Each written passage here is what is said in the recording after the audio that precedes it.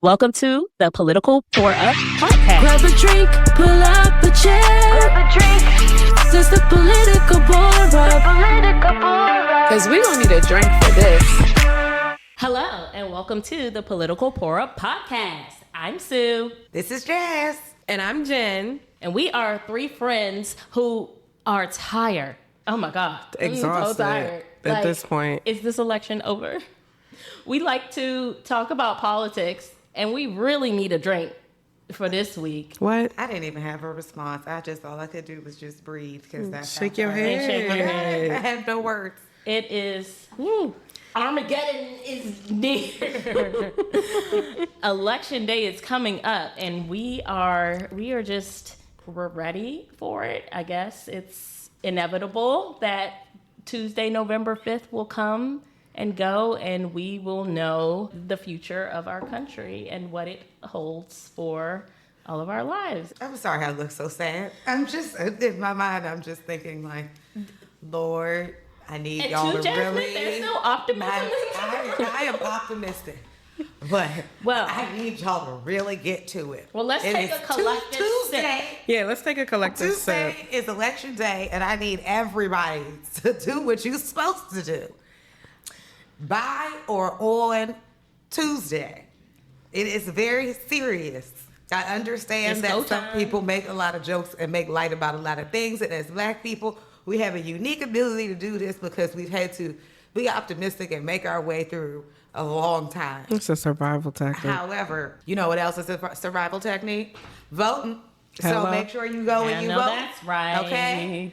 And then we can make all the jokes we want after we do our jobs That part. and make sure we secure democracy because And- it's not just two candidates. If this doesn't go the way that it needs to go, you may not have two candidates. So this is why some of us have been on the mountaintop for a long time. You might not It's have not because we're either candidate. obsessive. It's because we understand the seriousness of it. And for a lot of things, I know I can recall when we said, hey, this isn't going to be good.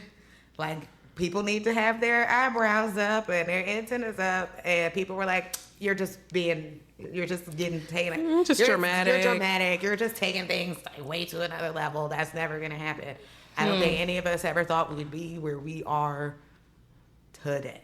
Period. Yeah. Just get out there and vote, damn it. Yeah. So, with that being said, do y'all just want to go straight into it? I know, Jen, how did you like homecoming? Yeah, let's start on a high. Homecoming. I was like, we just talked about how we had so much fun, and then we came home, and it's like, Reality set in. it's know, like, It's just like when you attend a HBCU, like those 4 years are some of the most cherished 4 years in a bubble of blackness and protection and Yes. love and joy and and they support. kick you out into the And then real you world. leave. And when you leave there, you go back to the real world. You be like, damn, What the fuck is this? I forgot this shit was out here. We came back to reality quick after Yeah. that nice little high of. I was there vicarious. Yeah, were. homecoming We was kept you in homecoming was spirit. pretty lit. I think class of 09, Did they think? we do our thing. sure Let me did. tell I'll you. say this, It though, was before we get a too joyous occasion. I meant to say this to you all earlier, and I forgot. I damn well do hope you had some fun for me. And I also hope that you enjoyed a nice steak and maybe a nice glass of whiskey. Oh, baby. And yes, I'm sorry. Oh, baby. She had the filet We went to mignon. Chops. No, No, ma'am. Jasmine loves This Chops. is where oh my God. I knew that when I you saw go the you door. sure- yeah. You I know the door, okay? Secret We was at entry. the private club too. You I get that it? because I saw the door. I didn't need to see a menu. I Oh my saw God. the door, okay? Yeah, you know, we were in Atlanta doing. That's why you gotta come back. Next I time know. we're done, Yeah. we always I go thought That back. has to be like. I was just like, not at Not at my Cedria, place, no. At our She took them place. to Did you my see my place. outfit though? Me. Yes. I was a little like, I was like, That was one of the highlights. Really? Mm-hmm. Oh my Y'all God. liked it. Did everybody stay awake? Because I fell asleep after the dinner and the drinks and like a cigar. I was Oh yeah, We it was went lit. out after that, we right? Did. We went went out to sleep in the restaurant the years bonfire ago. party. Oh, the bonfire. That was a nice. I like that venue too because Where was it? it was at it's West called Side Motor West Side Lounge? It's off of Howell off Mill, yeah, right? Howell Mill and North Side. It's like Yeah. it's right next to where we lived in Tenside. which literally right very next door. different now. But it's a nice, it's an outdoor venue. Everything. It's an outdoor venue, and so that's there was nice. a lot of people, but it didn't feel like a lot of people. Which It is didn't, great, but it was a because lot of I would've people. been- yeah, and you don't know. I talk about claustrophobia in You know what, that's at what- tailgating. Now that was a different story.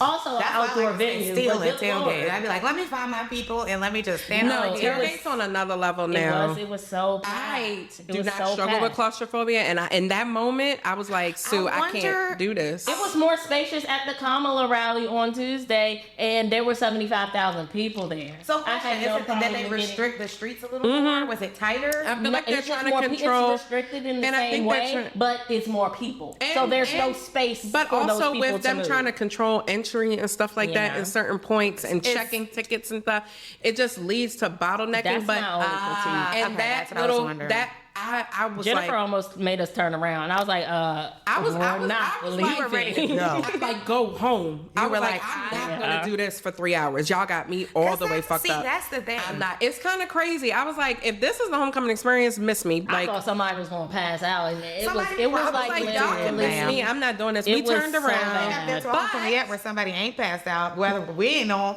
At might least for see that that. for that reason. But I'm glad we turned around Actually, because we last- ended up. Somebody we didn't know passed out. We ended up going on Spelman's campus, which We was sure did. beautiful. Oh, that's when we we did our video because we right. turned around and we were like, well, you know what? I gotta use the bathroom. Let's go on Spelman's campus. And then we just kind of walked around, did the arch pictures.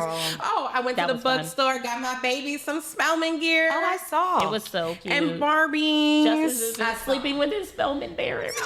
Oh yes. I love So it. then after that we regrouped. I regrouped because I was like, You probably got a chance to regain your damn breath. yeah, I was like, Lord. And then we went in through the other way behind the leadership center, which Okay, was I know not exactly what as you're bad. talking about. Yeah, And the way then- we usually go. Yeah, exactly. That's my favorite That way to was go. yeah, that's the only way to go. Was yeah. we walked to campus. She told me it was personally. 15 minutes. It was the best walk ever. I No, was it like, really I'm was. not It was a staying great nowhere walk. Past without- Magnolia? Not in walking. No. Do you it was remember not the walk Magnolia, back? But it was That's the part I was worried But about. what Y'all. I was like, hopefully there's enough people Yes. outside. We had a lovely Oh, long me back. conversation with a gentleman who was apprehensive about voting, but I hope we changed his mind. We was talking to him for like 20 minutes. We and they were. was coming out the house like, Are get y'all in the okay? house. Get in I'm the like, house.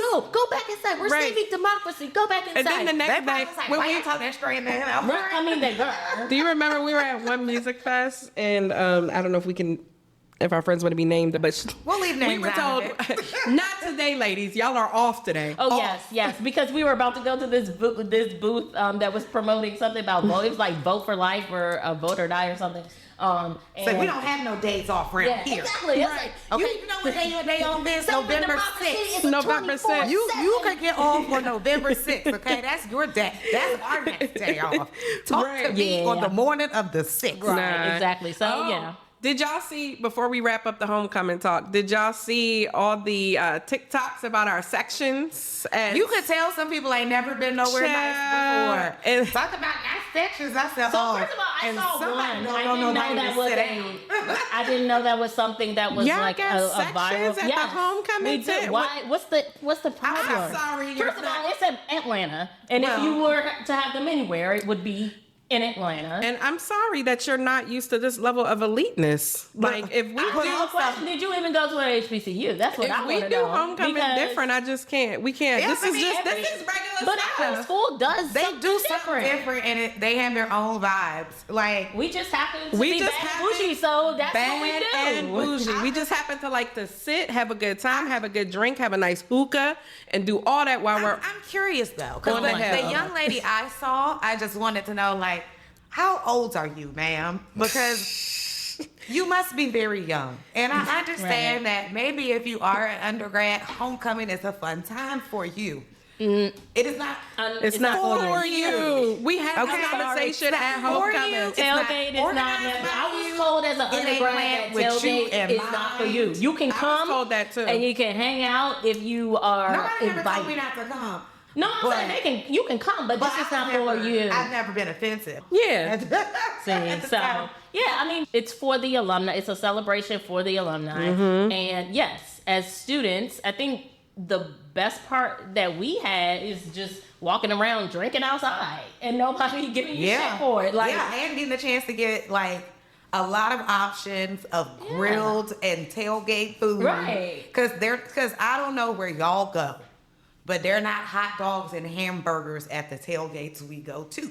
It's just not that kind of a although vibe. I do love a hot dog. I mean, I love, first of all, you know I love a grilled hamburger. but especially a piece of fried fish would also do I want to the tell trick. a story. I want to tell a story. that's Do y'all from the remember when I was Carolinas. going to the homecoming themed party and I had to bring potato rolls or something? Potato rolls? Yeah, I had to bring like Martin's? yes, So- or like regular just sliced bread. Yeah. For And- what? For As a- fried fish. For fried fish. Yeah. Okay. So as a But North then they just Carolinian, busted the bag open and were like, Yeah. "This is how you do it." But we don't do that at our home. No, we don't. Because That's a Carolina specific thing. that's South, There's that's like like South one Carolina place too. that you gonna get a Some plate fried fish with of some fried white fish. bread and get some mustard and some hot sauce. and maybe also a plate of spaghetti. So anyway, no, I did really thoroughly enjoy the Olive Branch Alumni Day Party as well. That's always a good time. Rich kids. We had And the who? Roscoe Dash and the Yeah, the Swag Swag Surf. Oh, Yes, yeah. it's Fly. Fly. FLY.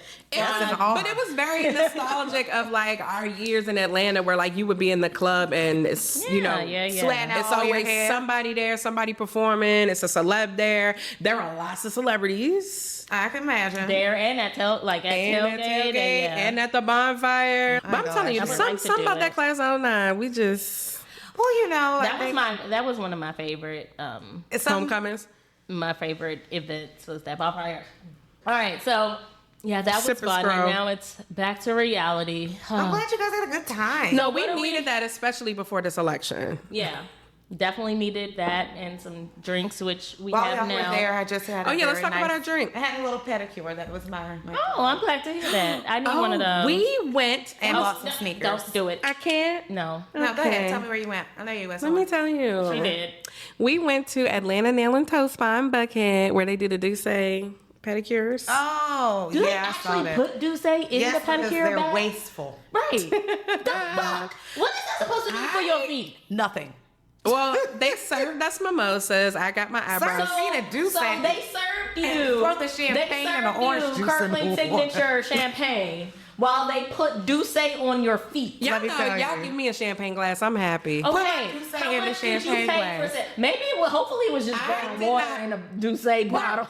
No, pour my Douce in the champagne glass and pour that damn Right. prosecco. I'm like, please don't waste this alcohol. Well, my feet were already done. However, My feet were not. My feet still are not. I went and I'll get it done I on needed November my- 6th. I needed my eyebrows touched up. So she did my eyebrows and she was like, You do better you, than me, I'm do you so want the certified. tint? No, they Girl, look these, good. all, these Oh, they eyebrows, look all good. these eyebrows They I look have, good. you would have to like, They looked good. I have enough eyebrows for Girl, two. let me tell you, as So a person who I- has sometimes looked up and been like, the They hell? looked good. The hell Thank you. did She you tinted do? them and they looked really good. Nice. So But it looked good So, now. yeah. I would do it again. She said it If lasts you're for 2 weeks. interested in bathing your feet in Douce for some reason, Don't Or they also have tinting the your Hennessy? eyebrows. go there. Don't they also have the Hennessy pedicure? Ain't that them too? I don't. That would be. Never mind. Atlanta love to pour alcohol on you. Just I In came this to class- Atlanta to do Atlanta shit, and that felt very Atlanta. that don't necessarily make The sense. more I That's think about one it, of those it's making things. me mad. That's like when you go to people, when you go to the didn't club and actually you see witness people pay it, the but- bottle for $1,000 Wait, so to open you it up didn't and get pour it it? out. No, I'm trying to tell you, my Oh. feet were done. She said, I just I want to was get my just there for eyebrows the done. vibes. I got my eyebrows and the vibes. Okay. And the champagne. My Douce is in my cup in this lovely remix No of a feet. That was a great transition, by of the a way. French connection. Just say on beat now. Just say We got in some. class. We got some Douce cognac. We got Di Serrano, which I have had. I used to drink Di Serrano. I know, you sure like, did. I I used haven't to had drink it. and When I saw it, I everything. was like, oh, blast from the past. Taking it back. Yeah, Di Serrano. I haven't had it in forever. cognac and a little splash of sour mix. With a nice little squeeze wedge with my bare of hands. a caramel apple. I sure It's do. very nice. Very nice. I was trying to get into like a very like European French vibe because if this election doesn't turn out in the way that we all hope, I might find myself over there real quick. So Facts. French connection come through. Yeah. You know. Cheers. I'll send y'all where to find me and stuff below. Just keep your tracker on. Oh, our trackers are still on from this weekend. Oh, well, I'm not sharing my location with you. I'm here for sharing locations. It could save a life. You never It know. really could. All right. Well, so Since we sipping look. Oh my God. and Jazz be scrolling. I think the reason why it was such a wave of reality when we came back from homecoming is like the news one. Okay, the news cycle, it doesn't stop. Like things have been happening since we left, while we were there. I think for some of us kind of like checked out just a little bit. Like we still, kept in tune with some stuff is going on. But this week, like what? They're really amping up the racism, the crazy, the misogyny, the fascism, the anti-Semitism, The fuckery, the overall fuckery of it all. Would you like to start with the tomfoolery on the social media Well, outlets? I was so overwhelmed from the last time that we've got together prior to homecoming that I at a certain point I just didn't know where to go. I was overwhelmed. I was inundated with foolishness and just ridiculousness. Originally, I thought I knew where I wanted to start, but as soon as I opened my phone up right before this episode, it's a new I treat. see something else that I was like, oh, hell no. Which our former rambling lunatic of a presidential candidate is out here going on and on about his beautiful white skin. Now, Wait, that what? alone. Oh, his beautiful white skin. But he's today. orange. Yes, because he sprays it. But then he also talked about how it's because he doesn't have a tan. There's so much With wrong. his beautiful white skin and the waves and the oceans. He did not. Yes, Oh, he yes. did. He did. I don't even know if playing it would be sufficient because it just. I think No, you should. no. Hear it. it's just. I don't even know if you want to put that in, but it was bizarre and disturbing, much like many of his other things this week. The original one that I was going to address. Oh gosh, no wait, because there was something else that I saw this morning that took over place of that, which was him and crazy Tucker Carlson. Oh, sheesh. Talking about lining Liz Cheney up yes. in front of like a military tribunal and having rifles pointed at her face. Firing, not pointing. Yeah. Firing. That she should be at her. fired on. They should be firing at her. Oh my gosh. I just like. That actually pissed me off. And then Tucker Carlson said they're just cheering it up, which I'm not surprised by. Let me not say that I thought higher of Tucker Please. Carlson because I really think that he is the lowest of any type of. He is the sickest person. He is the type of sick, the sickest people that you can find. Somebody who you can literally find an interview of in his early career saying how he would never do this, and that because it's so despicable. And he's turned into everything that he said and worse. Oh, I know someone like that who's running for vice president.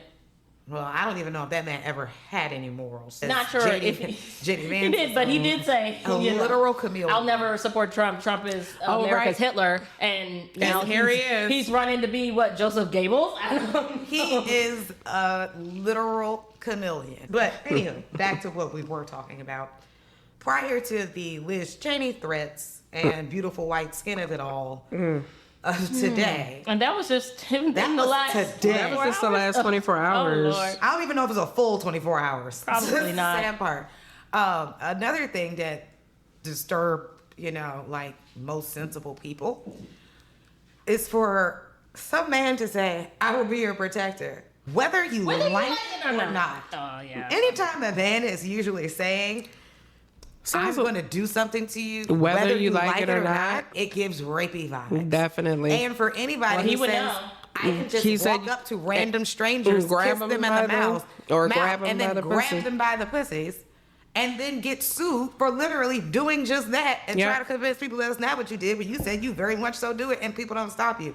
Probably because in the midst of people being assaulted at random, sometimes they're in a little bit of shock when they don't expect a stranger to come up and tongue them down and then Correct. grab their vaginas. And it was so crazy because his incoherent rambling was in response to him saying like, oh, my campaign staff has been telling me I shouldn't say that I'm a protector of women. Like, Because can you it's believe that? They actually pay them. I pay I'm like, these people a lot of money. you might, I don't trust their judgment all the time, but you might want to listen to them on this, because literally there is nothing that you can say or do to be a compassionate protector of women. Like, we are, like, that ship has sailed off of the face of the earth. It is no, like, no.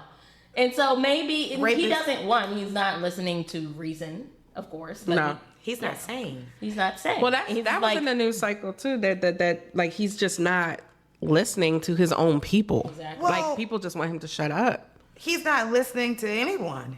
He is holding pep rallies or Pep news rallies. conferences or whatever. I mean, that's weird at this point. It's literally saying, like, you know what? I don't. Even though I call all y'all here for questions, I don't want to take any questions. And I'm just gonna dance here, and you're gonna watch it, and it's gonna be awkward. Dance. I mean, and I don't understand the people that follow him, because So I had this vision of that scene in The Wiz after Eveline dies, and all of her, like, the people who was working in that little factory, they all like come out of like their hideous costumes, and they're like reemerged as like actual like beautiful individuals. Like, I hope it's like my vision for what is going to happen after Donald Trump loses, because, like, yes, these are American people, and a lot of them have been brainwashed by the cult of MAGA, the cult of Trump.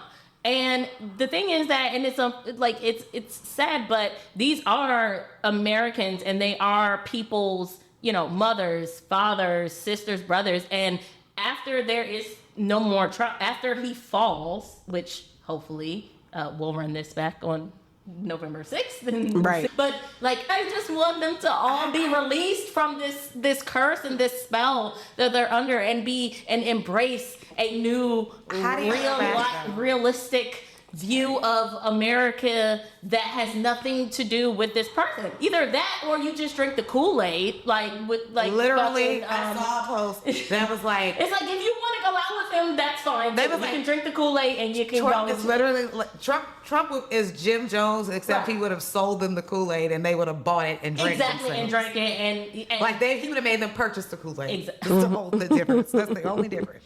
and bathe their feet in Douce. I'm done.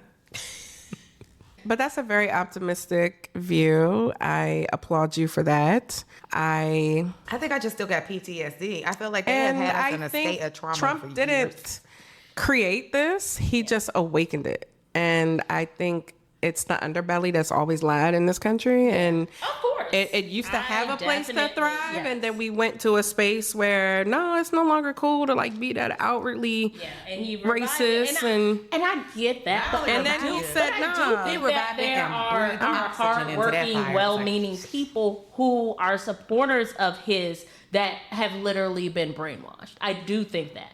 Like, they weren't necessarily held these views of people in the country that did not look like them or were not, from the same place as them, and held these views that those people are evil, but listening to the writer, I think it's They done bought into this has been something that's in the works for 8 years. It's not like we just met this man yesterday. Like, it has been and that's usually how cults get you. Like, they bring you in. That's how indoctrination works. Like, it starts very subtly. It starts small. It's like you start to think about things that are in your life. Then it's like, oh, well, yeah, that makes sense. I'm indoctrinating the girls to go to Spelman. I'm starting subtle. Exactly. Well, I started subtle. There are positive. And now we going New voice. She can barely say it, but she know. She don't gotta know how to say it all there. She just know what it is. I'm going to spell.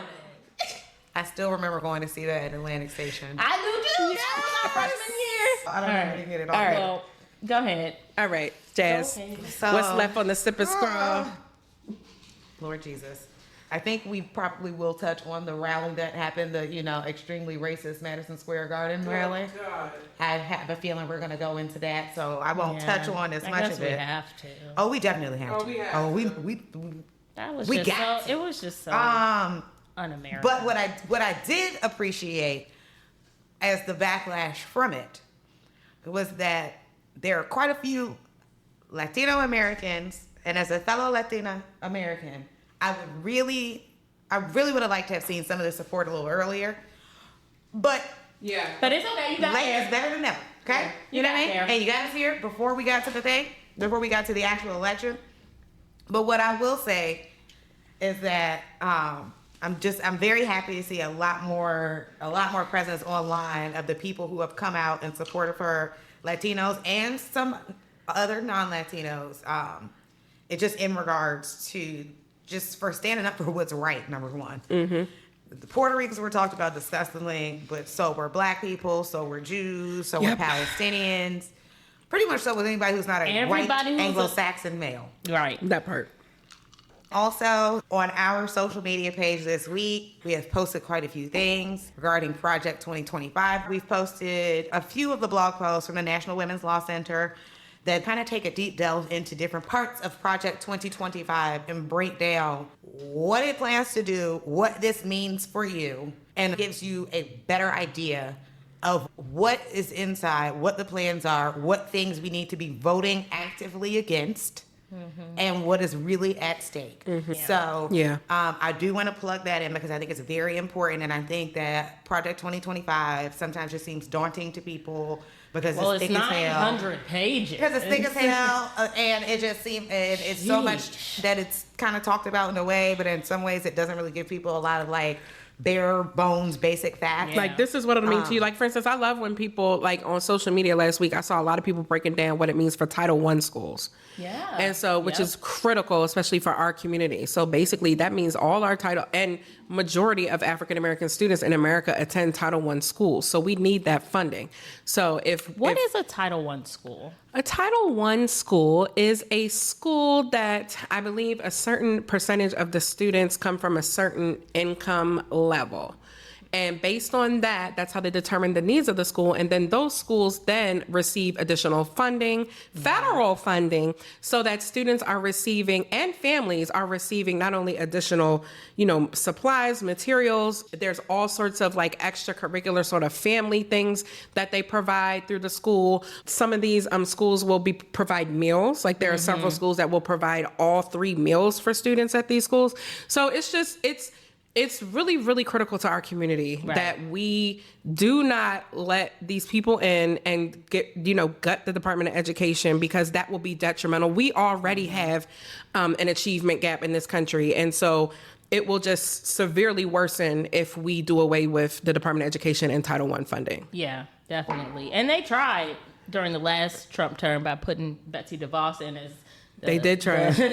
education secretary, which was absolutely horrendous. Had no business anywhere near anything having to do with children or education.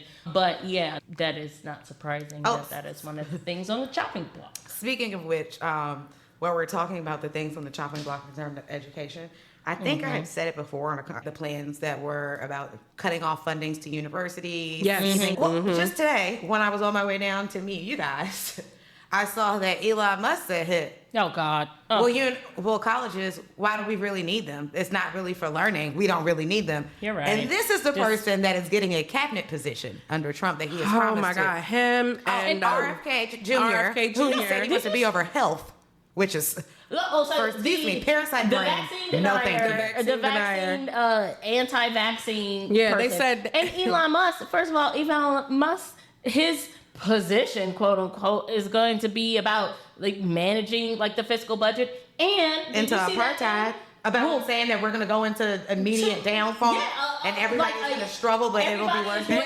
Everyone's going to struggle, but it'll be worth it. But it will be worth it. Like, I just find it strange that we have white South Africans who just became citizens of this. Well, no, him, Peter Thiel. There's at least like 3 of them that are behind the whole. Elon Musk in particular, like really like grinds my gears because like this billionaire who makes a good chunk of his billions off of the federal government. Period.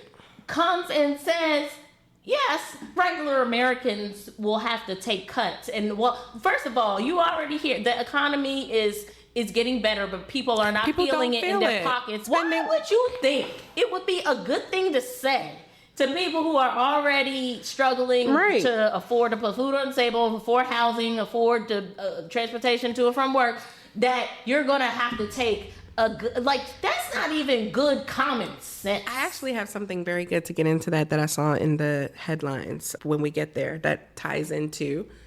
Well, this is a free for all.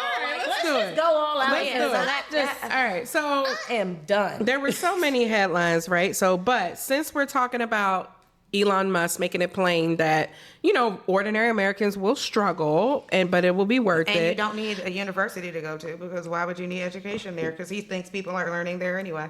Right. So Kamala this week, she received a number of big name endorsement. So The Economist, which is, I believe, an independent British, nonpartisan independent publication, they endorsed Kamala. Fervently. Their endorsement was very straightforward. It was. Yeah. They basically gather all their journalists together in a room. They always endorse a U.S. candidate for presidency, and Take notes, Washington Post. You know what? That's the problem when you let a whole bunch of billionaires buy up that part, the ways America's that free speech publications. operates. Basically, they Just came free out. speech. Just look at Twitter. All right. They came out and said, basically they believe Donald Trump poses a serious risk. And they basically named 3 reasons. One, what he's promising to do with the economy is way more radical and dangerous. The tariffs, mass deportations, tax cuts for the rich. The second reason was the world in general right now is just much more dangerous. It's a time when America needs its allies. And we know that Trump doesn't care about our alliances, and the Biden-Harris administration has rebuilt our alliances abroad, and we know, that Trump would undo those. And then third is he would be much more unconstrained this time around, which is a real threat for American institutions. In 2016, they basically said, there were some grown-ups in the room to kind of check him. This time around, it's going to be cronies and no one to check him. And you add all that together, and they just basically were like, Trump is an unacceptable risk. And therefore, even if, for instance, they even said, Kamala's economic plan could be better. It could use some tweaking. However, it doesn't pose the risk, the catastrophic risk that Trump does. So basically, and she also went on to say, I think this was the editor-in-chief, that the American economy is in an extraordinarily good place. People don't feel it because inflation, and it takes a while to kind of undo those things and the effects of it, but we're in a good place in the economy. And Kamala Harris's economic policies certainly are better than Trump, no doubt. And with some tweaking, she poses far less risk than Trump. So basically, and not just them, economists in general agree that when you look at these two plans side by side, Kamala's is far better for the average American person. So that was that. And since we were talking about that, I just wanted to say that. Yeah, because tariffs are never a good idea. Oh, gosh, exactly. But I guess you got to know what tariff means. I don't even know where to go. So at the top of the week was the Nazi rally. I guess we should start there. Right. So that was us Seems like a good place to start. Right. That was us coming off of homecoming. It was like, oh, so now we're holding Nazi rallies in Madison Square Garden. Yes, to commemorate the 1939 Nazi rally. Talk about it. So there are actually a lot of parallels between that 1939 rally and kind of what we see the Republican Party doing now. So I was doing some reading, and at that time, Girl.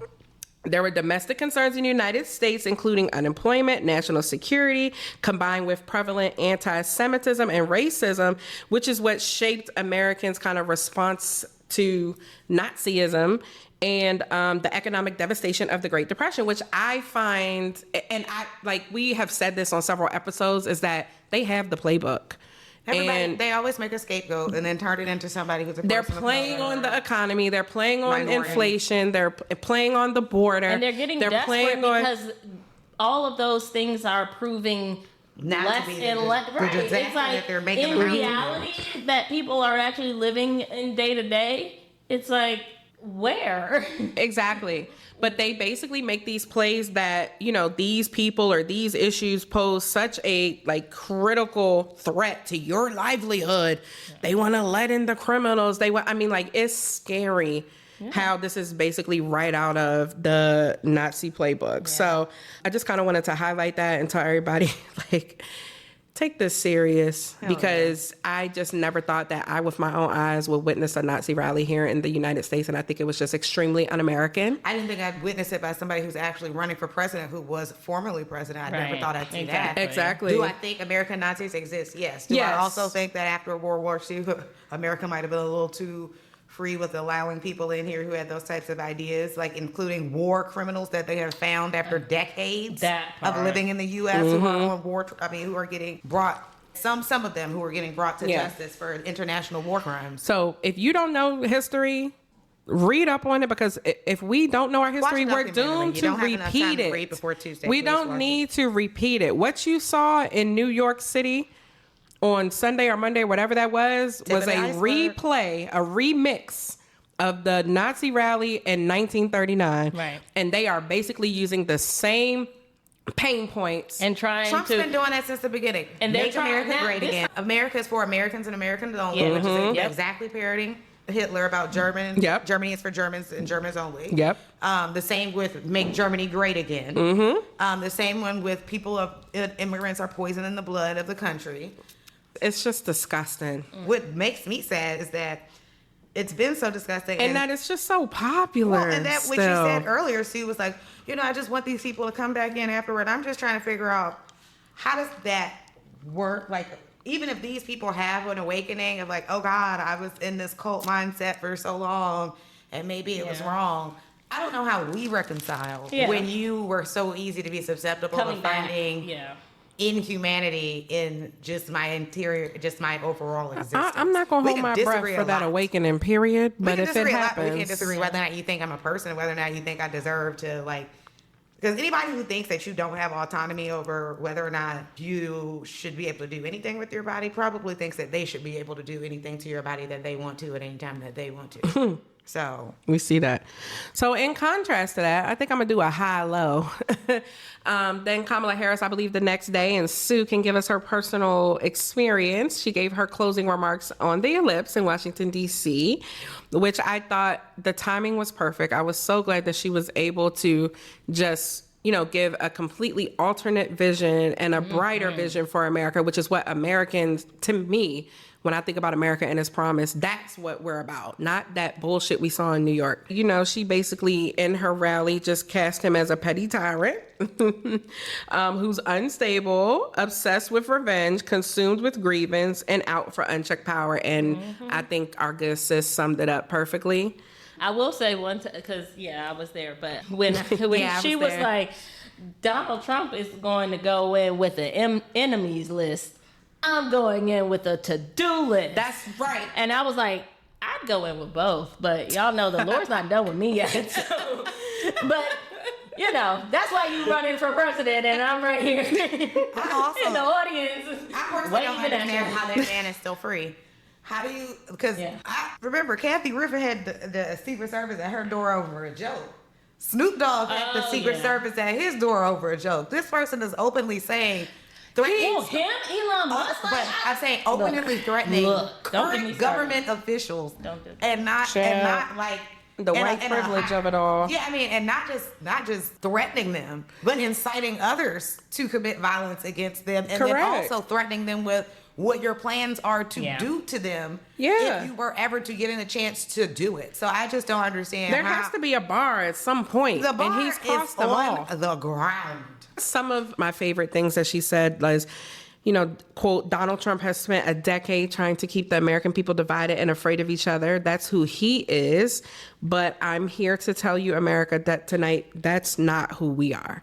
And what better example of leadership? Like, does it need to smack you in the fucking face? This woman is ready to be president. Like, look at these split screens. Yeah, period. So anyway, that was that. I guess I'll run down, I don't know if I should run down her endorsements because those were kind of fun. Ooh, so who we got this week? Okay, so this week, we got a lot. So during that Nazi rally, that's when before then, I want to tell you that a lot of people, the feedback that I heard about Kamala's speech, was that she killed, like, the people like, that's the speech. That's it. That's a precedent for you. Even my fiance was like, that's the motherfucking speech. Like, That's that's it. what I heard. Yeah, that's definitely how you close that out. Absolutely. I heard the same. It was so good. It was so well It was really delivered. good. And Well, straight to the like, point. let me tell you, like, the crowd was real. Like I said, I was like, I Right, posted you were like, something. I they'll was try to like, they'll say Photoshop. it was Photoshop. Like, I literally looked. We got there kind of like in the middle. 100,000 people. No, It was more 75. It was 75, but I think some people were saying well, maybe I saw more. something that said like 50. I think on Fox News they had like 52,000. I was like, no, It was it's more than 75. that. It probably was 100 if they but- gave her 52. Because we got there right after they stopped letting people into the gated part, like where you have to pass through security. Because I still had to work that day. I was like, what, Right. none of y'all had to go to work. Well, It's just shout out to the lady from Brooklyn. Who got Yes. me in Yeah. Brooklyn lady? She got to meet Kamala and everything, and it was so sweet. I'm glad that she got that. Oh, that nice. but needless to say, there was no like I turned around and I looked because we were close to the gate, but not like all the way. Yeah. Inside. And I was like, oh, okay, yeah, it's gonna start soon. Blah blah blah. I turned around.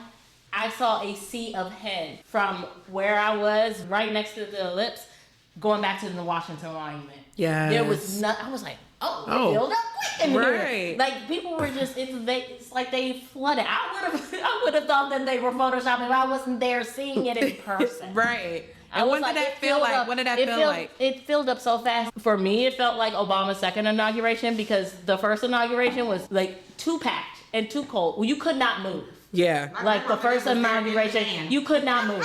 But one, there were so many people, but the crowd was so gracious. Like there was no pushing. There was no, there was a lot of, watch out for that step. Oh, because people was walking all on the grass and on the sidewalk. People were like, oh, watch out, there's a step there. Oh, go ahead. Oh, you're with your friends. I don't want y'all to get separated. Such a different Civility. tone. Cordial. Civility. It was Nobody so got cordial. beat up in line outside the Exactly. What a novel concept. The line was so nice. Like it moved. Like there were people, they were like, you know how sometimes there's like lines that converge and you're like, these people are definitely cutting line. It was more like, oh, no, go ahead, it's fine. Yeah. I saw no squabbles about people getting in Look line. at There that. were people, the Elmo was there. Imagine civility. Elmo was there on a skateboard. Imagine. I saw that. I saw Elmo on I was like, skateboard. well, Elmo's here, so we must be on the right team. And it was a lovely Sounds event. like an And America you want to live in. Exactly. Sounds like Love America I Elmo. for sure want to live in. So, and like I said, like and I don't do crowds. So I was very apprehensive to even go in the first place. But, I felt like it would be a historic moment, which, I thought it was. There were protesters there. They have the right to protest. They do. There were protesters there that were voicing their opinions on what's going on, the genocide in Palestine, which they have the right to do. Yeah. I think that even among the protesters, I don't think anybody was like, outwardly like opposed to them being there. Like it was hard to hear her over some of it at times, but them being like, people respected the fact that they had the right to be there. Right. I certainly hope they're also going to vote the way that they've been protesting and showing up to rallies. and I mean, I stuff. hope so too. And I hope they vote for the person that doesn't hire people to make jokes about like, the Palestinians and the Israelis should just blow each other up already. Yeah, because they're definitely not the same candidate on Palestine. Even if you don't think that Kamala Has done enough or what she can to impose an embargo on weapons going to Israel.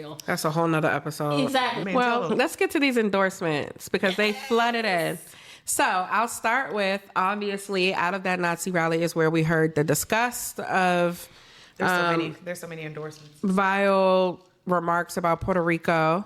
And so from that, Puerto Rican stars black people. the watermelon.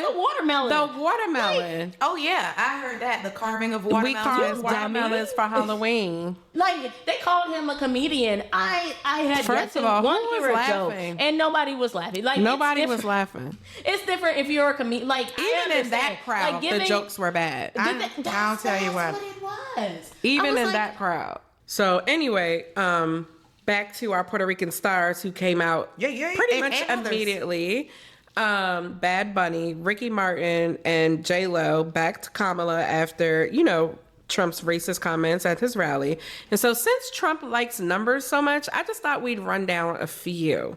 Because Bad Bunny has 45.7 million followers, Ricky Martin has 18.6, and J-Lo has 250 million followers.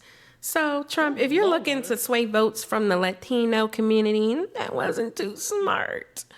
So that was that. J-Lo also endorsed and campaigned with Kamala in Vegas.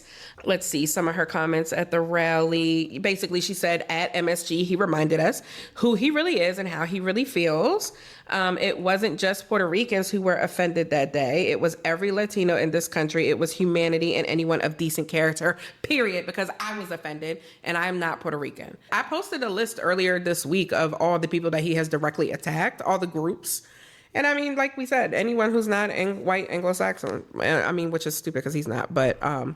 Well, neither was Hitler, but that didn't stop him. Correct. So LeBron James actually endorsed Kamala this week with a powerful montage. That thing brought me to tears. We had a lot of and Kleenexes basically he working was this just week. like, what are we even talking about? And basically, he kind of put Trump's words over images of like our past, of us, being trampled on by police, dogs, the fire hoses, and Trump's comments about one really bad day of violence. And again, that notion that, he's taking us back and history will repeat itself. He's telling us what he's going to do. That's why they wanted to make sure to take history out of the books and tell you that slaves That's were exactly happy why. people. Because when he says black jobs, he means that when he says black jobs that immigrants are taking from you, he means all that agriculture that y'all used to pick during slavery, all the houses that you used to clean, all the people's kids that you used to watch, all the nannying and the cooking you used to do, whether you were cleaning in a hotel or cleaning in somebody's home. We want to offer you your jobs back because we don't appreciate you being up here trying to run for president. That part, we don't. Get back in your place, is what he's trying to say. That's what he intends to do. That's Project 2025. Also, George Bush's daughter this week. Who was knocking on the doors. Not just out here supporting. She's actually knocking on doors. Yes. Go ahead, Barbara Bush. I don't know if it's junior for her or not because she's not the first. But go ahead, young Barbara. Young Barbara. So I guess I will end with... Hold on. You got one more endorsement? I don't have any more I endorsements. got one. Go. Can I say it? Say it. Because I want to say it. Yeah. So remember when Trump had that rally and brought up that Puerto Rican artist that most of us didn't know by Nicky Jam and then referred to him as a she and said she was hot? Well, Nicky Jam was hot in the goddamn collar this week because after he heard the Puerto Rico comments, he literally took to his 43.5 million Instagram followers. Nice. And told them that he was withdrawing his endorsement So we're at like because of half the a recent billion comments. reach now. Because Trump Made by doesn't even know who he comedians. is, or because of what he said about Puerto Rico? Specifically what he said. Oh, okay. Yeah. So he literally went on to say he started out by saying that like he had originally supported him because what he thought he could do for Latinos in the economy. But he said, never in my life did I think 1 month later there would be a comedian who would criticize my country and speak poorly of my country. And for that, I would draw my support. Puerto Rico should be respected. All right. Stand on it. I was wondering That's how you stand on business. Where he was when he was throwing paper towels and telling them they were poor in a dirty island and denying their aid. It's not. And then, so I guess to play cleanup or damage control, whatever you call himself doing. Stupid. He held a rally in New Mexico trying to appeal to the Latino community. Nobody loves the Latinos more than me. And he said he was there because it was good for his credentials. Okay, I'm only here because I have to, so I can get y'all's And then votes, he made please. up an excuse. It was just, again, more weird racist rambling, but he made up an excuse for not really knowing how to refer to the Latino community. He's like, it's weird. Well, on the East Coast in New York, they want to be called Hispanic, and then on the West Coast, they like to be called Latinos. Tell me you don't know none without telling me you don't know none. That part, you just a damn idiot. But and then he said, but they're hardworking, they're very warm people, a little too warm sometimes. What? That yes, He said a little too warm sometimes. a little too warm What the fuck sometimes. does that even mean? What the fuck are we watching? Is he saying, like, I'm a little lost.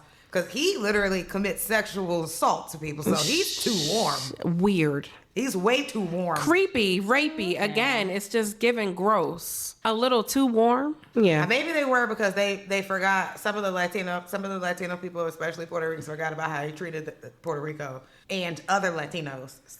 And I'm not just saying Puerto Ricans, but there are quite a few groups that have forgotten at times of things that he has said and decided to vote for him. At this point, I'm trying to figure out if he is just trying to like self-assail, because he is saying so much stuff every day, unprovoked. It's like nobody asked you no questions. And then not to mention Latino guy with Puerto Rico as a trash can. Let's not forget his other joke. They like to have babies? He went from Puerto Ricans to liking to have babies because they keep coming inside. They don't pull out. They came in just like he they said did our they keep country. coming inside just like they did our country. Now, what I don't know if he knows is that, does he know that Puerto Ricans are also Americans because it is an American colony? Because I'm just curious. I saw so many other podcast hosts like double down on that shit. It was disgusting. It's like nasty, but those people think like that. Girl, like you all know your country is a trash can. You know it's garbage there. Maybe had they gotten the government funding that they were promised after the hurricane and weren't stuck going in and out of power outages, and also didn't have like a full month of unexplained earthquakes continuously and tremors that kept coming. Girl, I'm just like, let's just close. let's because we close with kind of that. talked about. We talked about RFK Jr. a little bit, so We don't have to give him any Cool. more. no, but speaking of that, we really need to vote against that because he does not need to be in charge of anybody's health. yeah. Kennedy told News Nation that Trump asked him to reorganize agencies, including the U.S. Center of Disease Control and Prevention, the National Institute of Project Health, 2025. That's what I wanted to say about Food and Drug Administration. they Robert want F. to- Kennedy. They want to get rid of the CDC. Yeah, they want to do Yeah. all of that. They don't need it. But let me tell you what the problem is with RFK Make Jr. measles great again. Well, that's what he did. So he actually took his ass over to Samoa, if I'm not mistaken, and was going over there being extremely anti-vax and was preaching about not getting measles vaccinations and talked to the government about it and was doing a lot of lobbying. And immediately after that, the cases shot up exponentially and people, especially children of the Samoa Island, died. Mm-hmm. So let's be serious about Mr. Dead Bear, Whalehead on my car, parasite in my brain, but I'm still okay to function. Let's just be honest and call a thing a thing. And the Kennedys don't even fuck with you. So That you part. should just change your name. That part, your own They family. probably wish he was like, damn, too bad he wasn't born a disowned woman. you. He would have at least married off and changed it. He's going to be a Kennedy forever. So another story, I know that, gosh, guys. Okay, and then we're gonna end with the black. Okay, so I just had to share they this. inundated us. There's been like 17 No, there was headlines so per much. day. So there have been, in addition to, you Per know, day. there were like other women and stories from ProPublica that have come out of women in Texas, a young woman dying due to not being able to get the medical care she needed. I actually saw a story of a Georgia mother who was pregnant with her second child, and she was experiencing a second trimester miscarriage. She started hemorrhaging. She got to Emory, and her doctors, she said, are great, but they made it very clear, we will save your life. We're going to do everything we can to save your life. However, we do have to operate within Georgia's laws, which tell us that we have to wait until you are essentially dying to do the procedure to empty your uterus. And how long ago was this? 2 weeks. Yeah, I was going to say, what? 2 weeks ago. 2 weeks ago. Recent. Right. That's the one I 2 saw. weeks So ago. this is not something that happened like Years. immediately after Dobbs, like the earlier And I just cases can't that help we have but learned think about. that But her yes, outcome this would was have been 2 different had she weeks not ago. been a white woman. She was, wait, which She's one a are you white. talking about? This was a white woman who came. That's what I'm saying. She's and still alive. thank She's God. still alive. Yeah. And I think but healed. she was just saying that, you know, basically she waited and was bleeding, hemorrhaging overnight until she, and, you know, she was like, doctors, no one should be in this place where they have to wait and don't know and can't take the Because action to save they her know life. exactly the procedure that they need to perform to do it. And what we've heard in the And Emory, I know repro personally, has space, been doing them for a long time. yeah. Yeah.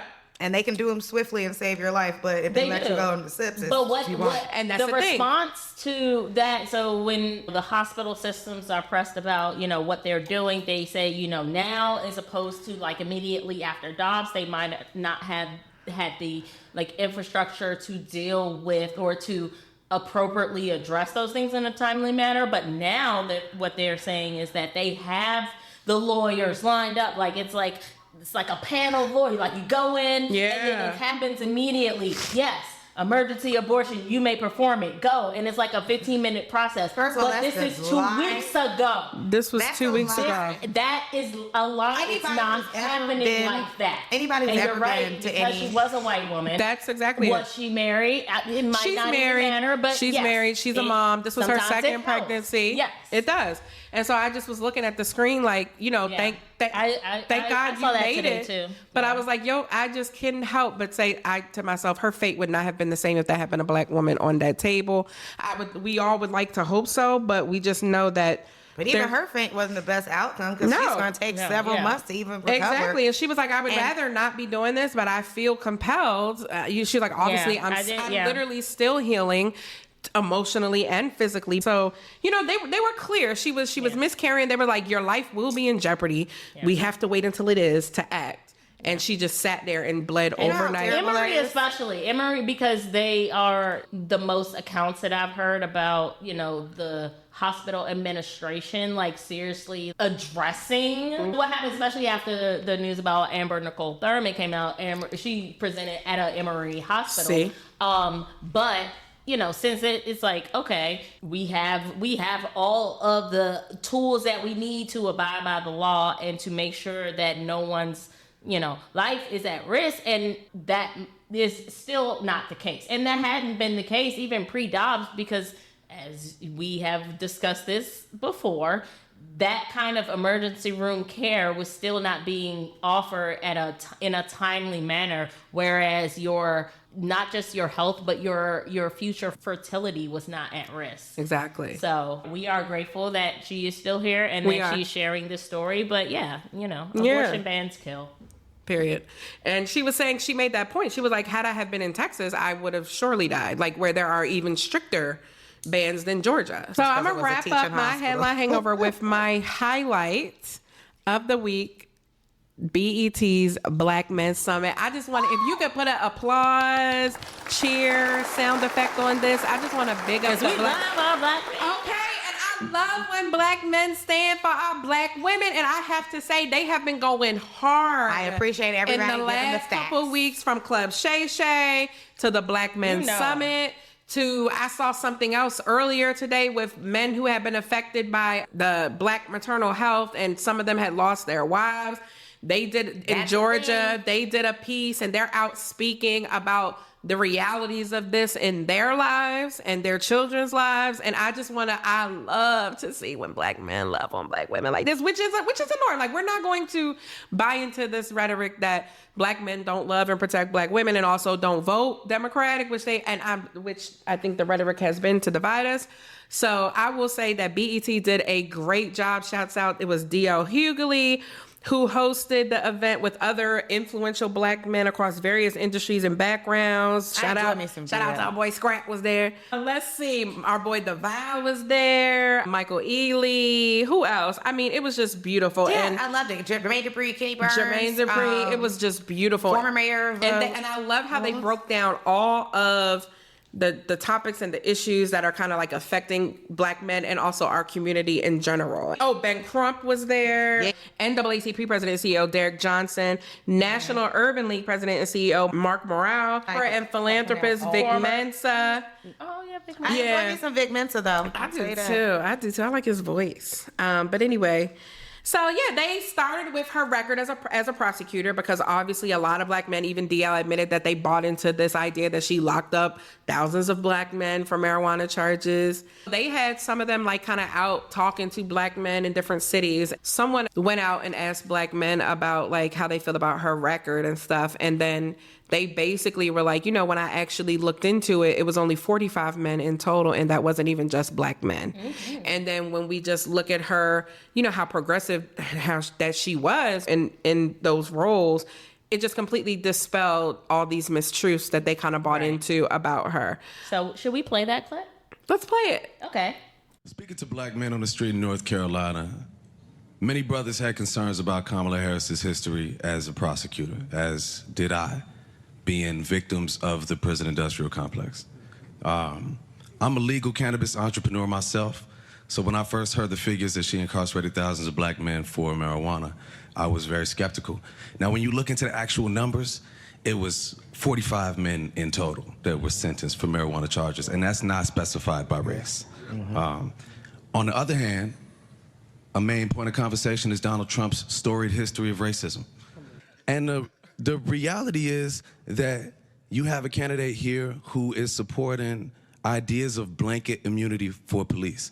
These are the police that are the modern day manifestation of slave catchers and overseers. And that blanket immunity is to give them freedom to kill us with freedom from prosecution. So, another favorite clip that I personally love, gun violence activist stood up and he was sharing, his experience being a victim of gun violence. And he shared his story about, when he was shot, and just absolutely it matters who is the president, because it determines, especially when you have Trump out here talking about police immunity. And then he recalls going into the hospital as a gun victim and being treated like The suspect. Getting questioned before getting service. Before getting help. So we could roll that clip. Gun violence is the leading cause of death for black men under the age of 44. While with us in the audience is activist Greg Jackson, a gun violence survivor. On this issue, Greg, I know it's very personal, but does it matter who's president? Gun violence issue, does that matter? Yeah, DL, it definitely matters. And I've had the honor of serving in the White House, but I'm here in my personal capacity. This is personal for me. In April 2013, I was shot after a club let out, and the bullet that hit me hit 2 arteries. And I'll never forget getting to the hospital. And before I met my doctors or my surgeons, I met investigators and went through 3 rounds of investigation where I was literally bleeding to death and fighting for my innocence and for my life at the same time, just to find out that I had a 26-minute window left to live due to blood loss and a 50% chance of making it out of surgery. And I'll never forget that feeling of being seen as a suspect first and a person second. And unfortunately, that's what we're seeing in our country, all over our country every single day. Raise your hand if you know someone who's been shot or killed by gun violence. I mean, look at this. Every single person in this room. This is the #1 cause of death of black youth since 2006. And since I was shot, nearly 1 million Americans have been taken by this crisis. For me, that's one of my childhood friends. That was nearly me. 2 of my mentees, one of which who came to Capitol Hill to fight for the policies to address gun violence. That's who we're losing in this crisis. And here we are coming out of coming into an era where we have a vice president who has been working on this issue, has been leading the Office of Gun Violence Prevention, who passed the first law in 30 years, who has been focused on this issue almost her entire life, and literally has ushered in the steepest decrease in homicides in American history for now 2 years in a row. But during the Trump administration, we saw the steepest spike in murders in American history. And that's not numbers. Those are our friends. Those are our family members. Those are our cousins, our nephews. And guess what he does? Brags about doing nothing. He says, well, we got to get over it. Get over it? I'm not getting over my mentee in a casket, watching his mother cry, watching his football coach wonder what he's going to do, watching his teacher say, man, he was so full of promise. 13 years old. I'm not getting over that. We can't get over that. Thank you, man. That's a good one. I loved when they started talking about black maternal health, because they really got to some of the roots of, scientific racism. They brought up eugenics. Thank the Lord. Yeah. And just, it was just great to just see black men really championing our issues, but also just really doing the work of having the conversations, they talked about, the economy, her economic policy, opportunity, like what that means to them. What that means for them. What that means for them. And how that wasn't just a gimmicky thing. It's not pandering. It's not how pandering. It came up about her actually meeting with men And asking listening. them what they Thank needed, you. what they wanted. Thank And you. then taking that and say, you know Right. what? Instead of calling it, here's my black men agenda, I'm going to call it plan or whatever. I'm going to call it my opportunity economy. Right. And I Right. think it's ironic that some of these people who have been championing the other side, the only thing that they asked for black men to do was come wear Make America Great Again And buy hat them ugly and ass take shoes. a picture and was like, yeah, of course we want to do something for black people. And then you had the likes of Ice Cubes and others going in there with the black agenda just so they could get a photo op with them. And very much so balling that shit up and throwing it in the trash and never talking about it again. Another good thing that came out of that when they were talking about the economy, they were saying, so first they were talking about basically how a lot of people feel like they were doing better during COVID. And they were like, we have to remember that he inherited Obama's economy. Well, and also it was a gentleman from the Gathering spot who was like, but I don't know what y'all memories are like, but me and my friends wasn't getting the kind of funding that we needed before then. We were struggling to even start our businesses. And then when COVID hit, most people lost their shit. There was even a further worse predicament than where they And a are. lot of people got money that did not have actual businesses. And the reason we saw those stimulus checks, and they were saying how Trump It was held people up, in his cabinet. he held up those checks Right. so that he could put his fucking name on name, it. his signature Because he on knew it. that it would have the effect of making people think that, Well, Trump, people Trump who like did low-hanging this. fruit know how to make No, other it's people the who like Democrats low-hanging in fruit pick it Congress up. who made sure y'all got those checks. Right. Not to Yeah. mention, remember the Democrats were going for 2K. They didn't want to give y'all sure were. nothing. Yep. Sure and were. They And what rested did on like they 1,200 to 1,400? I can't remember. For what? Are they? I think Money was Yeah. gone before I even hit my bank account, so I don't even know. I was still in law. Yeah, so but I they didn't were have just a talking job. about like, Man, you know, I had a job. And my job was working in a public venue where sporting events, concerts, and all that other stuff happened. So they closed that down preemptively. yeah. And they That were like, is yeah, true. so we just gonna lay all y'all off. Yeah. And here's your letter to go to unemployment, which thank them for doing that, so at least you know. Right. Right.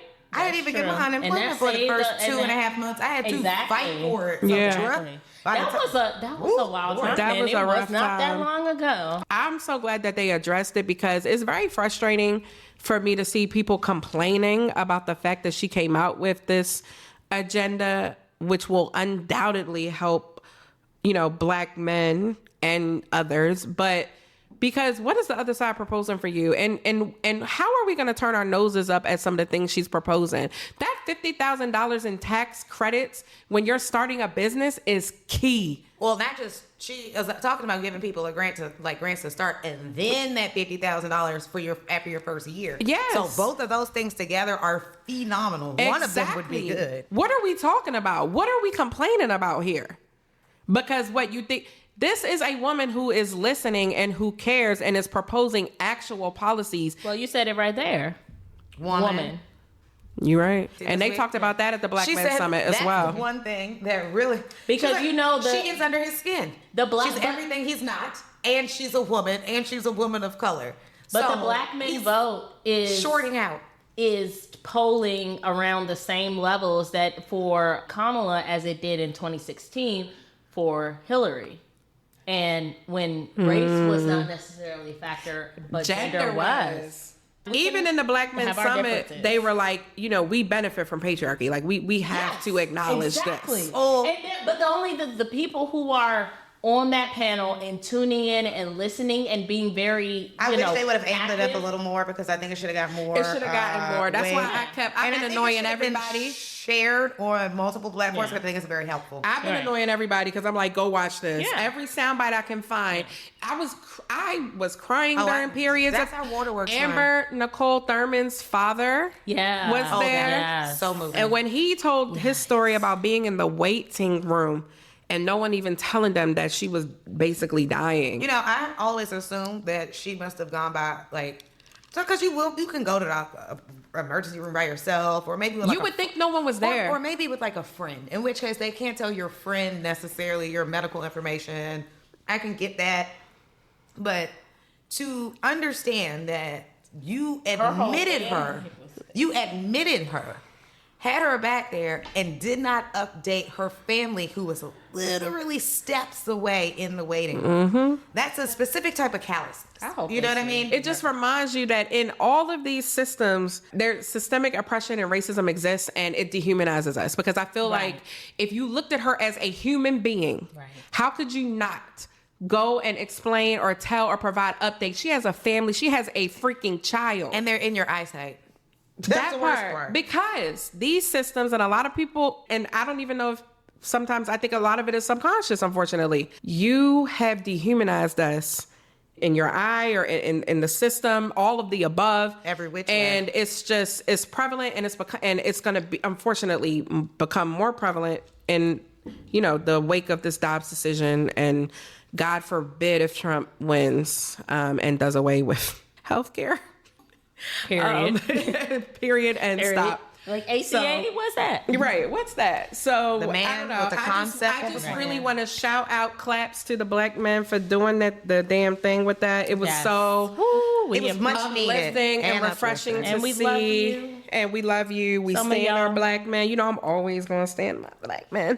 I do think it was important also that was said during that summit, which is like, hey, black men, they're trying to have a scapegoat and make us For a the scapegoat election for the results. election. Yes. And it's not. That's a good it's soundbite. not We the should play Dems that. Who are trying to make them the scapegoat. It's very much so the Republicans saying, oh, it must be black men not voting for her because a couple more might be voting for us than they did for her. Than they did for the Dems last time. Yeah. So maybe y'all losing them. And they're like, we're not going to let you. We're not going to let them Let's make play us that. a scapegoat. Okay. In contrast to what our actual facts and numbers prove and continuously have proven. What I found interesting about what you just said, in addition to those things, but they were things that were tailor-made for us. They're things for us, by us, to use an acronym. What part of her plan, Jermaine, do you think will appeal to young people? How do we reach young black men with the plan and aspects of this plan? I just think we got to get out in front of them and give them more information. Like when he was just saying, I just raised my hand and tried to get a question in. Why is it being said that we are not voting for this election? I don't know. But this I think question. I don't know this Because they want a scapegoat. It's the- They want to have somebody to blame the election results on, and they're not going to do that by blaming black men. We're not going to be somebody's scapegoat. You're absolutely right. But I think in addition, it's really the same old story. There is an attempt to fragment. Like, there's a legitimate question as to whether the vice president's support among black men is eroding. But an equally legitimate question is, why is Dick Cheney and Jeff Flake and Geraldo Rivera not voting for Trump? Also, the second part that I really enjoyed about that was they actually had a conversation that was like, black women have backed us up. Oh, through yes. Thank you. every It was just so movement. much. Girl, my mind is overwhelmed. It was just but so I'm trying my much. best to tap back Thank in for you, us girl, today. because I forgot about that. But that was another thing that really They stuck out to me. acknowledge that we have championed their issues Forever. and we put our sometimes blackness before being a woman. Exactly. And it meant standing behind issues that have affected black always men. has. So anyway, that was a good follow-up to our good brother Roland Martin's conversation. And I almost wish they would have had him there for a little bit. I think, that would have been good. maybe he had a But scheduling conflict. they did a great job. It's very powerful. If you haven't watched it, tune in. Get you somebody with a BET Plus subscription. Our good friend over here, our good sister. Yeah, because I got to watch my Zatima.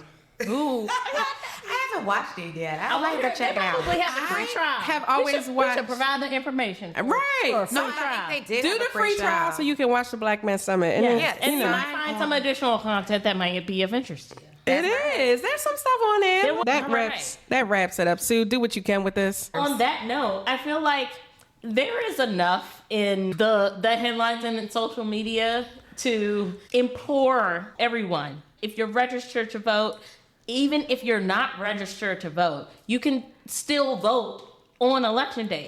Election Day is November 5th. Tuesday.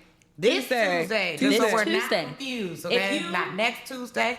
not the following Tuesday, this one. Not a December Tuesday in January as Trump Or said. December. Mr. Morales, like, yes, please, if you're voting for Trump, go vote on January 6th by all means. Don't let me stop you. Listen. But we are voting, or have already, I think, Jen, did you already vote? Nah, I like to go on election day. I'm going on election day. I like to go on election day. Last time I went to vote on election day, I think I said this It's like before, nobody there was in there. nobody Every there. time we go. I'll say this. I don't know if it's my location, and so maybe I'll give it that slack. But I talked to my mom because, as we've been telling all of you all, talk to people in your circles, and make your plan to vote. I got some exciting news for you guys. I talked to my mom and asked her when she wanted to go. She likes to go election day. That's what we gonna do. They have it at the new library that opened up in my neighborhood. Oh, nice. Instead at former middle school / community college. Excited about that. But here's some great shit that I love about DC. I talked to my brother this week. He unfortunately is spending some time at DC jail at the current moment. Oh, I'm sorry. But guess what he did during his time? He voted. He voted early and let me know he already cast his vote and that he put his stuff in. So I just want people to stop discounting certain portions of our society because no matter what he's been going through, he's been at inaugurations, protests, Black Lives Matter stuff. I love that. Goes to vote, and usually we all go together. So it was very warming for him to tell me that he already went and got a chance to cast his ballot early. But I was just very happy to hear that, and I wanted to share that with you guys. Oh, because I'm very proud. I'm very much so appreciative that DC is one of those places Yes. where people who have committed crimes or are facing crimes, Or just, maybe have not, or just like in the system because of whatever reason. Yeah, but I'm saying like for some places, even if you get a Even if you're misdemeanor or convicted, felony, you can't exactly. vote. Right. Exactly. But here, not only can you still vote, but even if you happen to be incarcerated You at the can time, vote. I was kind of sad for him because I was like, damn, we usually go vote. And I know that's something that really matters That's to him. dope. That's so dope. I was like, I gotta share this with my people. But That's he's excited. dope. That's dope because we know that the prison industrial complex is another one that seeks to disenfranchise us. So it's look at beautiful Florida. that DC is not doing that. That's awesome. It warmed my heart to hear. Good. So I was like, I gotta share this with people. And I asked him if it was okay if I share. So he was fine with it. Well, we wish him all the best and hope that he comes home soon and that he's doing well. Yeah. He's got some great things lined up ahead of him. So I'm just I know that's right. So, Election Day is Tuesday, November 5th. If you're registered to vote, go vote on November 5th.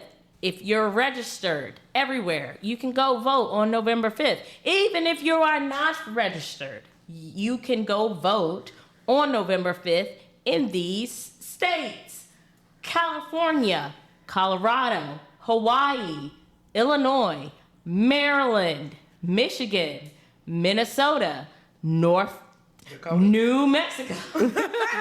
Not North nothing. North Carolina. So North Carolina, you can only register on early voting days. Oh, I thought you could register and vote on the same day in North Carolina. New Mexico, Nevada, Utah, Vermont, Virginia, Wisconsin, Connecticut, District of Columbia, Idaho, Maine, New Hampshire, Washington, and Wyoming. That's it. That's like that's a good like 20 states. I was gonna say. Also, DC people who are tuning in, I understand that there are different precincts that you need to vote in, or that you are registered to vote in. No, you can vote anywhere. For the presidential election, you could vote at any precinct. Yeah. You just cannot Once vote again, for DC your local. out here being great. Yeah, you just Making can't it vote for easy to maybe vote. like your ANCs or council persons if you're not voting at your actual precinct. But that does not mean that you can't still cast your presidential ballot. So show up. And DC is one That's of those what's up. places that doesn't have an ID law. So if you don't have it, that's okay. The most that you'll need to do is be able to give your name. Usually they'll ask your address. They'll look for you on the list. They'll give you a provisional ballot to fill out. Still cast it. Yes. Still cast that provisional ballot. We wish that you were able to vote at all levels, but if it comes down to the wire and you go to the closest poll that is to you before 8 p.m. on Tuesday, Just get in there. Get out and get in there, okay? And luckily for DC, residents. Most places are either at schools or libraries, very community located. So please try to get out and get there. And if you feel like the line's too long for you, there are several of them in the city. Drive to the next one, get in there, get out, and go do I guarantee you the line's not going to be long because DC is one of the places that automatically mail every voter a mail-in ballot that you can either return via mail or you can drop it into a ballot box. Every state does not do that. Also, a lot of states you have to request, like you can vote by mail, but you have to request those ballots. And a lot of states also just, they still have kind of like an absentee ballot like system where you have to meet certain criteria in order to qualify for an absentee ballot. So DC just mails everybody a mail-in ballot, and you don't even have to bring it in.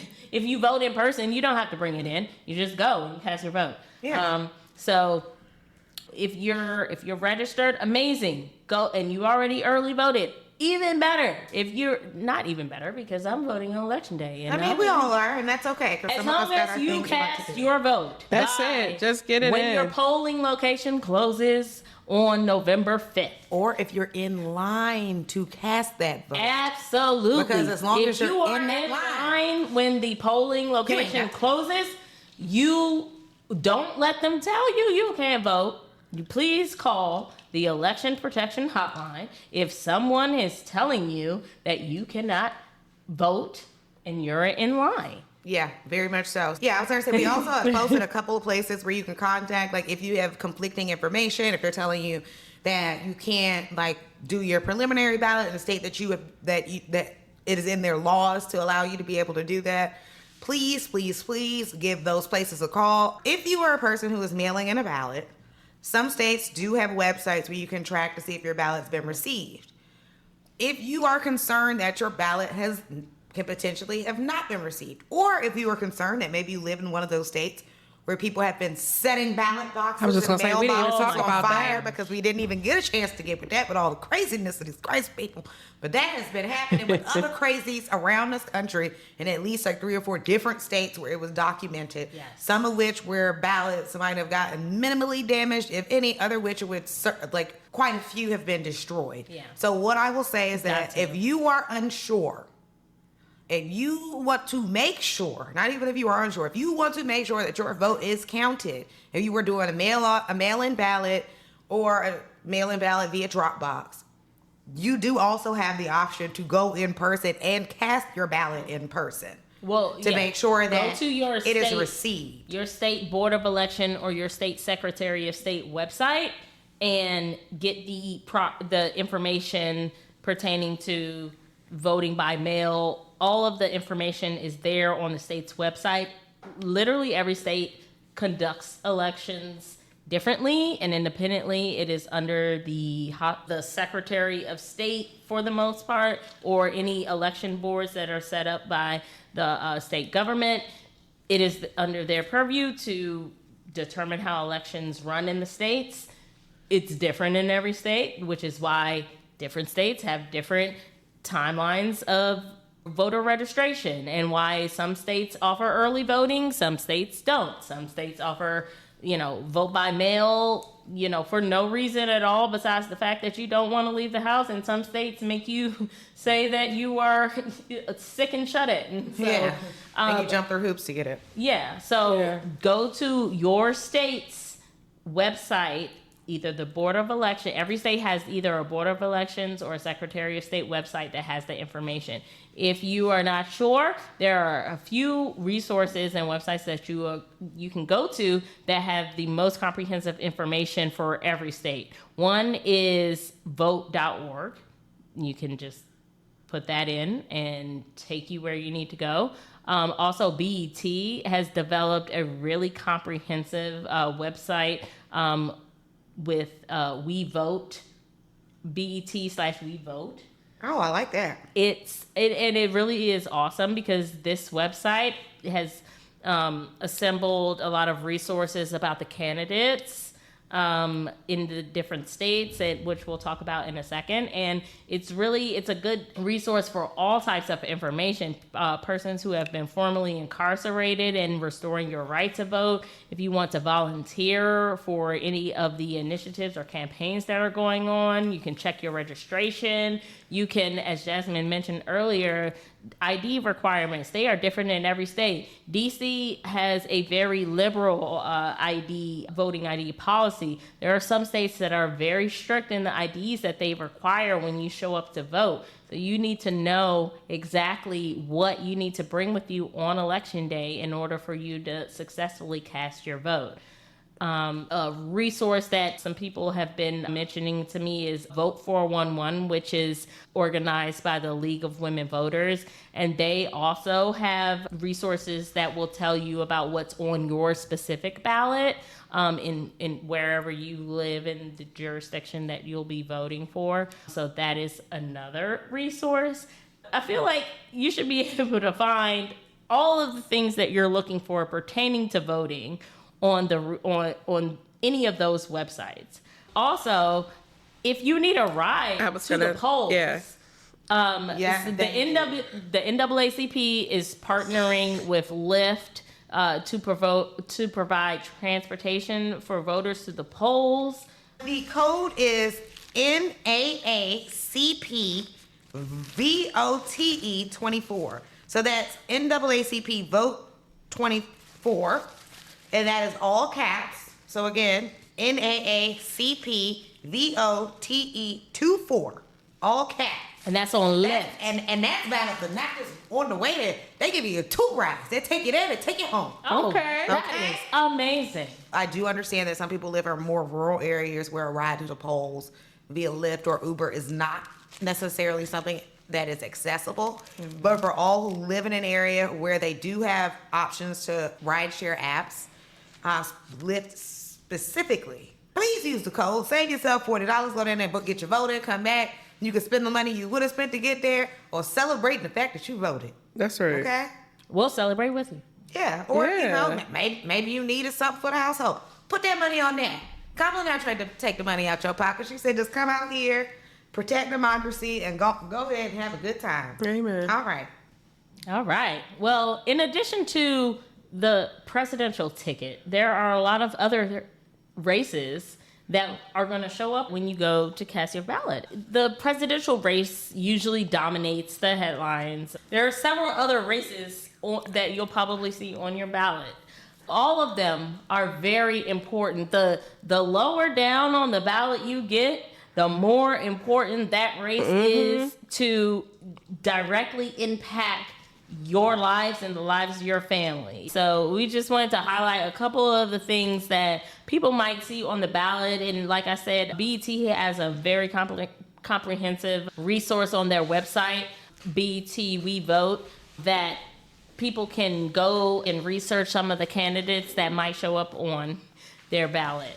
In terms of governor's races, there are 11 states in 2024 that are holding gubernatorial races. I think the top of the list of what I'm going to be watching for on election night is North Carolina, where oh my gosh, the incumbent governor Roy Cooper has been an amazing job, but he is not able to run for another term as governor. He's term limited. I'm so sad. But that damn lieutenant governor, he's just amazing. Yeah, lieutenant governor. But, oh my God. So Josh Stein, who is currently serving as the Attorney General of North Carolina, is running against. How this man became lieutenant governor is. I guess that was before people knew he was a black. Yeah, it's a split ticket. I understand that. I understand the logistics of it. She's out there and can pick up a Republican. How they picked him is what I have. Exactly. So Mark Robinson is opposing Josh Stein for governor in North Carolina. And if you haven't heard much about Mark Robinson and you live in North Carolina and you're curious about must be on who the rock. he is and what just please Google his name. There's nothing I can say that would do it justice just more Google than you watching the videos and listening to the you didn't even words from his mouth. There's nothing I can say.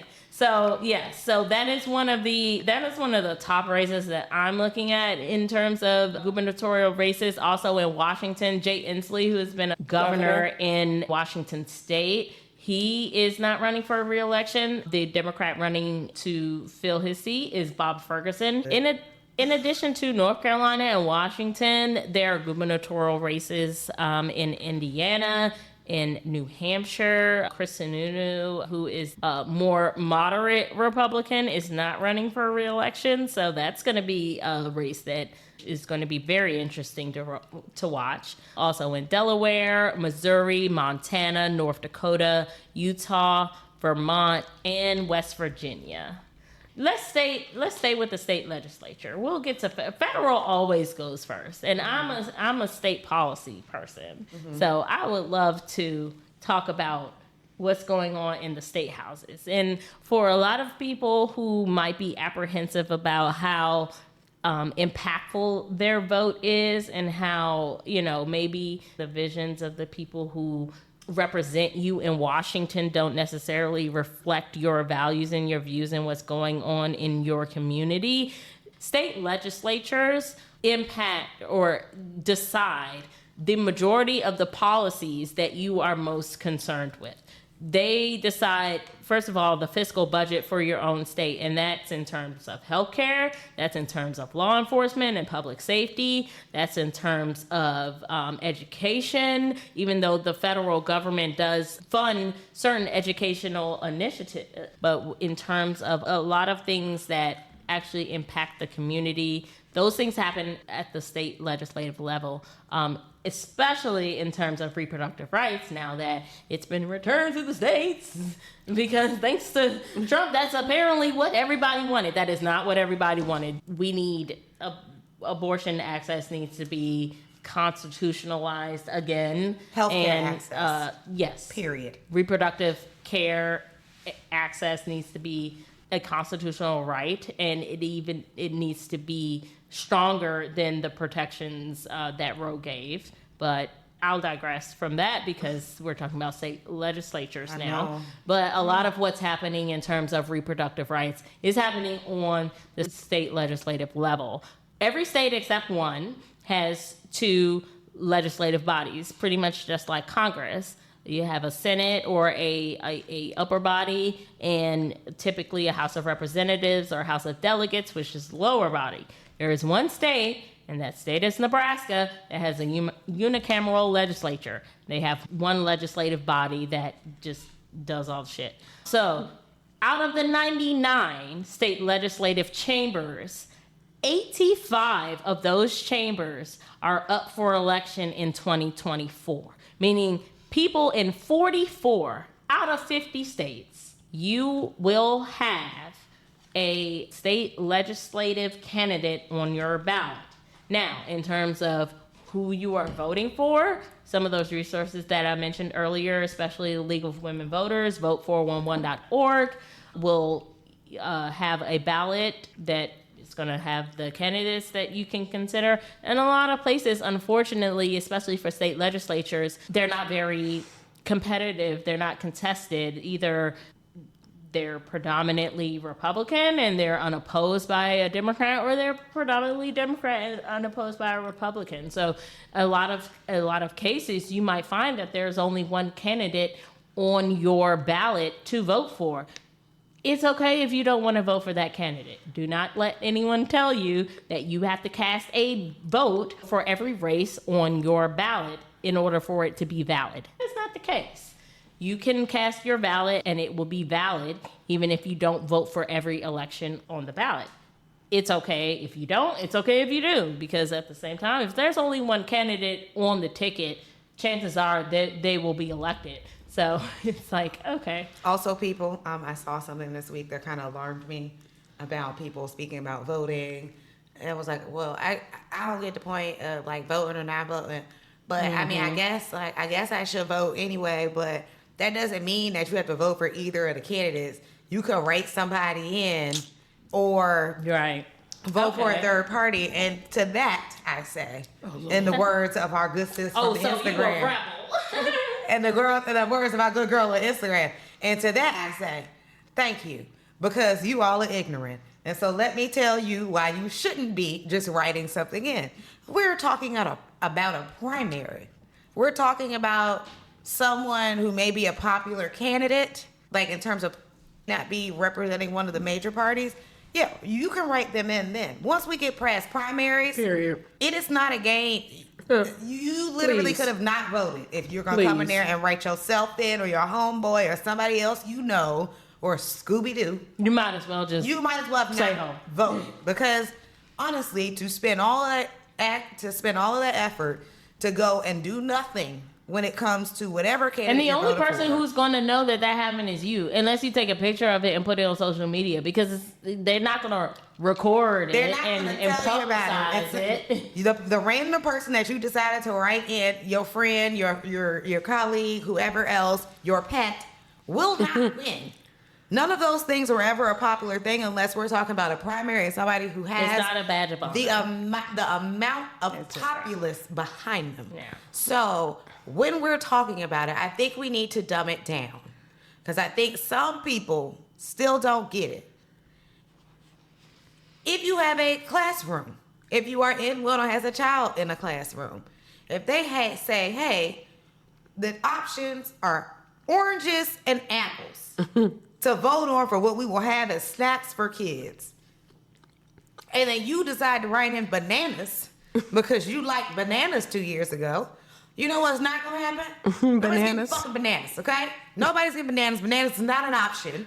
And now, just because you preferred bananas, but maybe you have a citrus allergy and you would have been fine with an apple. Now you've sat out and allowed other people to make choices, and you might end up with your orange that you will have an allergic reaction to because you thought that picking any random thing was you standing up and doing your part for democracy. No, sit down. When we get here, that is not how the game works, Period. okay? No. Y'all have two teams. You either got one or you got the other. That part. Okay? Y'all know sports. There's only two motherfuckers playing in the game. You can like all the teams you want. You can't pick them to win. If you are betting, you got one or the other. And if you pick somebody else, you know what you definitely not gonna do? Win no goddamn money, because you're not gonna get anything. It's not an option. Yeah. So let's stop having this thing where it's Let's like, talk about oh, well, that. I feel some type of way, so I'm gonna do whatever the hell I wanna do, and I'm gonna put my foot in the ground because I'm a kid and everybody else wants to play with the swings or be in the basketball court, but I want to be in the seesaw. Nobody else on the seesaw with you. Please stop it. I need everybody to be serious. Right. Be an adult. Stop having these temper tantrums where, because it's not something that you particularly like or isn't your best choice, you're going to stomp your feet in the ground and I'll tell you what, it and might not write be- something that'll be stupid. Well- No, it helps no one, Okay. including yourself, All right. because we all have the actual repercussions to deal with Yeah. after this. I'm sorry. That Okay. was my soapbox. I'm off of it. All right. Can I So- say one thing? Every week, one thing we know, Jazz gonna hit us with an analogy that deals with fruit. I think she been getting it ever since I love citrus. episode one. I just, great job on the analogy, sis. That's all I have to say. I mean, people understand food. I do. I don't eat got fruit. that. Break it down to me and food or groceries. The I food, the food analogy. All right. So I get it. in terms of federal races, so we all understand that the state legislatures and who you have as governor, it makes a difference. The governors are pretty much the presidents of the states. And the legislatures are the Congress of the states. So the federal races are still very important because there's a lot of important federal legislation that is decided by the House of Representatives and the Senate. So Yeah. all 435 seats in the House of Representatives are up for election in 2024. Members of the House, they have elections every 2 years. They're elected for 2-year terms, and senators are elected for 6-year terms. So that's why sometimes it doesn't always align that all senators are up for election, but all House seats are always up for election. So if you are voting in a state or territory, you are voting for someone on the ballot to represent you on the federal level in the federal legislature. So in terms of some of the races, so 34 seats are up in the Senate, and that will honestly determine control of the Senate. Currently, the Democrats have the majority. There are several races that will decide who is going to control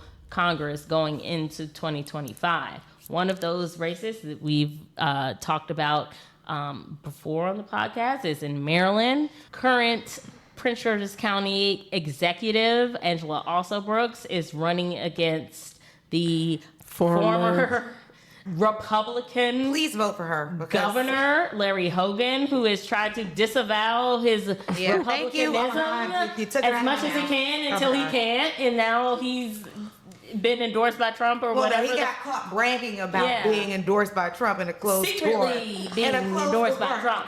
Was anybody surprised by that? No, I mean, no one is surprised. I'm surprised about how long he went on with this lie. It's like, sir, come on. I just wanted to impress upon our listeners that one of the other reasons, obviously, these Senate and House races are so important is because it determines how successful and effective of a presidency we have and the administration is, because this is who is going to determine whether or not the agenda can even be passed. Right. So all of the things that Kamala is promising, yes, they are very aspirational in terms of what you can get done. A lot of them need congressional, right? A lot of them need to be passed by Congress. Right. You cannot executive order everything. You cannot. Well, I guess apparently according to the U.S. Supreme Court. 2025 maybe can. But if you do not want to be an authoritarian dictator, you cannot executive order everything. Supreme Court said you can just do whatever you want if you're president and just call it presidential That was in terms of criminal acts.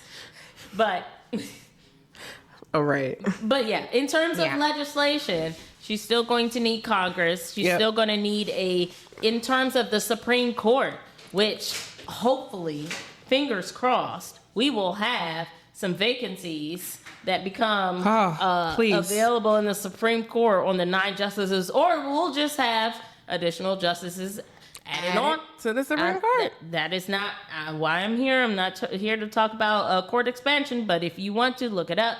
But in terms of whether she is able to get any of her, not just Supreme Court nominees, but federal judicial nominees at the district court and the Court of Appeals level, which is where court cases start before they reach the Supreme Court. They have to go through the federal court level, and especially in terms of cases that concern reproductive rights.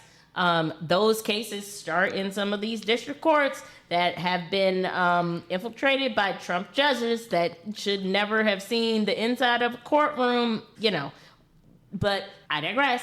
In order to get those nominees that she is going to nominate to the judicial appointments, she needs a majority in the Senate. So the Democrats need to control the Senate in order for her to get any of her judicial appointments put on the bench. So that is one very key thing. Thank you, Jen, for bringing that up. You're welcome. In terms of where we are in the Senate races, there are so many contested races that we're going to be looking at on election night in terms of who is going to control the Senate. So in Arizona, which is a swing state, Kristen Sinema is not running she's the incumbent and she's not running for re-election. Ruben Gallo, who is a current congressman from the state of Arizona, is running against Carrie Lake, the once Democratic newswoman turned Republican gubernatorial candidate who lost in 2022 and now is back for another hit to run for a senator. Like, she's just apparently there's a lot of split voting going on, because a lot of even if people in Arizona who support Trump, they are not feeling her. So I mean, that's just, what kind of privilege do you have when voters reject you once at the state level? Like for a statewide election, You come back and you're like, you know what? Y'all must have not got it right the first time. Let me try this again. Right. So, yes, Ruben Gallo is the Democratic candidate in that race, and he's been a good champion for not only reproductive rights, but parental rights, especially in Congress. In Florida, Rick Scott is running again. Is the Republican candidate on the ticket against Debbie Muscarell Powell. In Michigan, Alyssa Slotkin is the Democratic candidate running against the Republican Mike Rogers. In Montana, John Tester, who has been in the Senate for a while, and he's been a solid Democrat in terms of the agenda. He's running a really tight race against the Republican Tim Sheehy. In Nebraska, Dan Osborne is an independent running against the Republican incumbent Deb Fisher, and they're thinking that he might have a chance. I mean, it's Nebraska, but we'll see. Nevada, Jackie Rosen is the Democrat incumbent running against the Republican Sam Brown.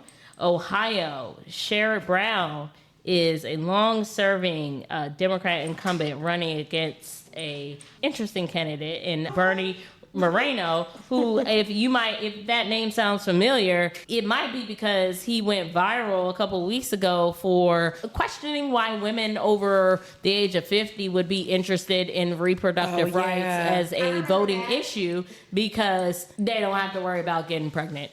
And then hoping that his wife didn't hear him say that. So, yeah, that's the candidate running against Sherrod Brown in Ohio. In Pennsylvania, a swing state, the swingingest of swing states, Bob Casey, another long-serving incumbent senator, is running against David McCormick, who has been infiltrated with a lot of big billionaire donor money in Pennsylvania. And I think the rumor is that he ain't even from Pennsylvania. He's from Connecticut. Wow. So he's not like us. He's like... he probably don't even live there outright. Right. He probably just has a vacation home. I was like, what is it with Pennsylvania? Because didn't Dr. Oz ran for senator... Swing state. He ran for senator against John Fetterman, and he didn't even live there either. So, yeah, and also in Wisconsin, Tammy Baldwin is running to defend Hersey as an incumbent. The Democrat Tammy Baldwin, she's an amazing champion for reproductive rights. Is running against Eric Hovde. I'm not sure how you say that. I can't say that nigga. Eric Hovde. Oh, gosh. Hovde. Okay. And then in West Virginia, Joe Manchin, of course, is not running for re-election. No, but not the independent. Not the Republican person. That's a Democrat. Right, exactly. So maybe good riddance. I'm sorry, but yeah, best of luck. Glenn Elliott is the Democrat running in West Virginia against Jim Justice, who is the current governor in West Virginia. West Virginia, so you have a chance, and I know that you all have a heart.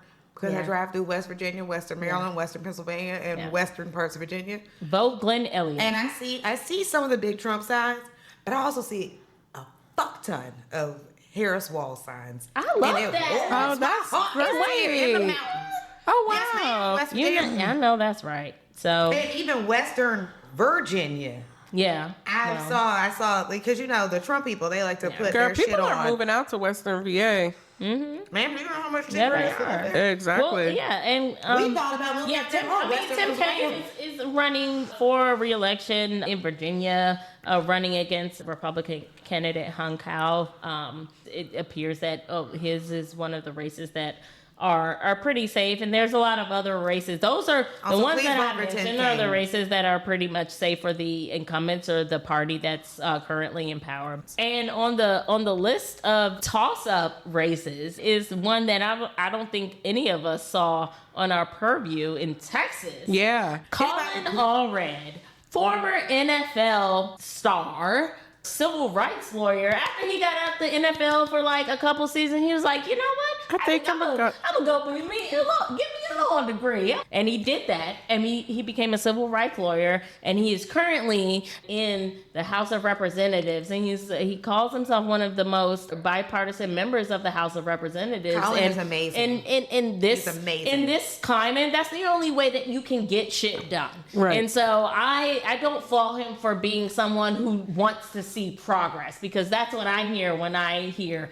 bipartisan right. in in the House of Representatives and in Congress. So he is running a very strong campaign against the incumbent who, like, really nobody even, like, Ted Cruz, like, people don't even like him. They don't. Well, Republicans don't even like him like that. Colin Allred is running a very strong campaign.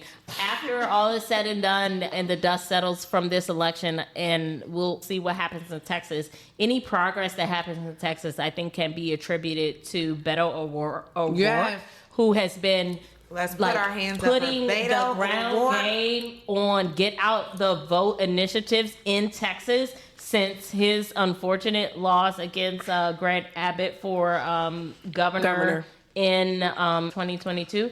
But he is an amazing individual, and he is really, like, him and Stacey Abrams. I was really saying he need goddamn keys to the country. Okay, Yes, well, never mind. exactly. Both Every of time them. somebody keys to something, shit go wrong. Get them gold medal. People get gold medals, they're fine. That is a testament to, you know, God has a plan for all of us. I'm not trying to get too preachy, but sometimes the no's in life are exactly are the not with these people right now in life. exactly, and Wait and till your- later in life.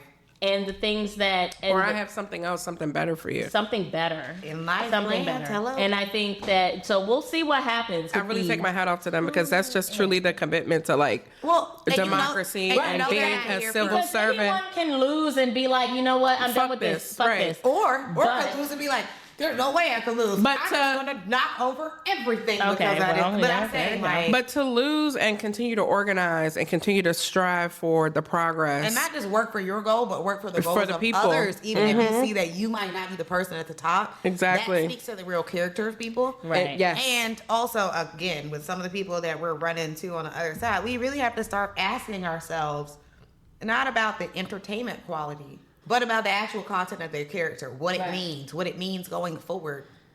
I can't remember who said the quote, but when people tell you who they are, believe them the Believe first time. them. You know what I mean? Thank you, good sis. But like, believe them the first time. You don't need somebody to tell you what they are, build you a billboard, then have a PowerPoint presentation, then With the walk you pointer, through all laser the pointer. steps. There you go. And then mail it to you in a very neat package. There are some people in our communities who do get wrapped up into these very propaganda type of messaging. Oh, yeah. With Yeah. no basis, with no. Yep. And unfortunately, not just no basis, but no facts, no nothing else. And also not with their own benefit in mind. So I think it's a necessary thing that we do just to talk about it. Yeah. In terms of the Senate, there are 34 seats. Each state has 2 seats. There are 100 in total, 34 of them Up for re-election. up for election. All 435 seats in the House of Representatives is up for election. We won't go through all 435, but you today. can go the resources on BET or vote.org or vote 411 or when we all vote. There are or even if you need to go to Ballotpedia, like nobody, like that's a You can very literally reputable resource. Google it. And I Googled it Please. because I wanted to see the other people on the Reasons. ballot. Yeah. And they actually will include a nice link to the website Yep. if you need it. It's And I do appreciate that they do it by Yeah. state It's as just well. a link and a scroll. It's That's not. it. It's not hard. It's to very fi- easy. to figure out. Every person has one House of Representative member that they will vote for. States are divided into districts that members of the House represent based on the population of their districts.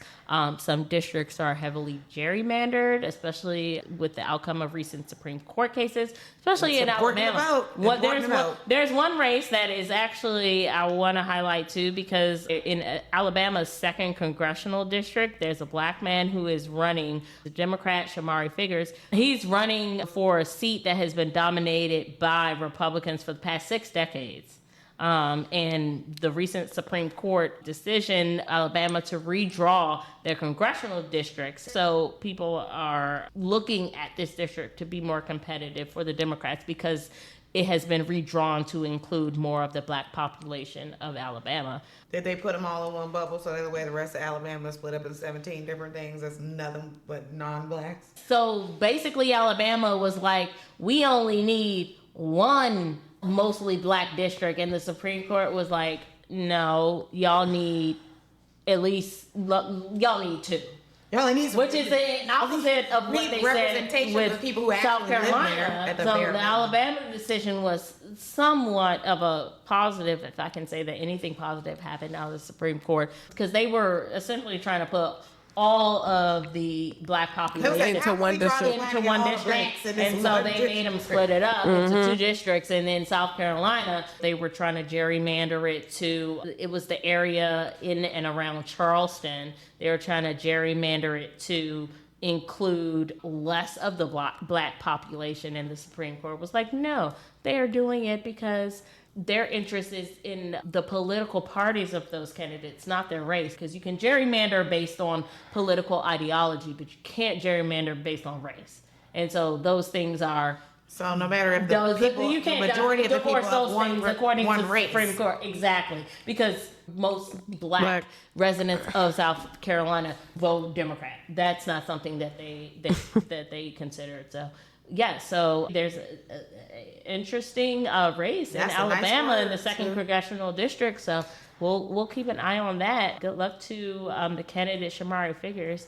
If you're in Alabama, vote on election day because Alabama does not offer early voting. Jen, is our do something this week just like vote, motherfucker? Vote. We gotta leave everything on the field. Yes. Leave it all on the field. Hello, for democracy.